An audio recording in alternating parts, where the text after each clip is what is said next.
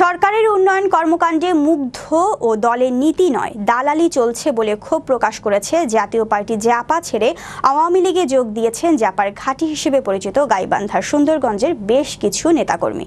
সোমবার উপজেলার চৈতন্য বাজার তারাপুর ইউনিয়ন আওয়ামী লীগের কার্যালয় উদ্বোধনী অনুষ্ঠানে তারা যোগদান করেন। যোগদানকারী নেতাকর্মীদের মধ্যে বক্তব্য রাখেন জাপা তারাপুরের সিনিয়র সহ সভাপতি মেহেদী হাসান সুমন, যুগ্ম সাধারণ সম্পাদক মাকসুদুর রহমান। এ সময় উপস্থিত ছিলেন উপজেলা আওয়ামী লীগের সভাপতি ও বিশিষ্ট শিল্পপতি আফরোজা বাড়ি, উপজেলা আওয়ামী লীগের কৃষি বিষয়ক সম্পাদক শফিউদ্দৌলা পামেল, পৌর আওয়ামী লীগের সহ সভাপতি মাকসুদুর রহমান চঞ্চল সহ আরো অনেকে।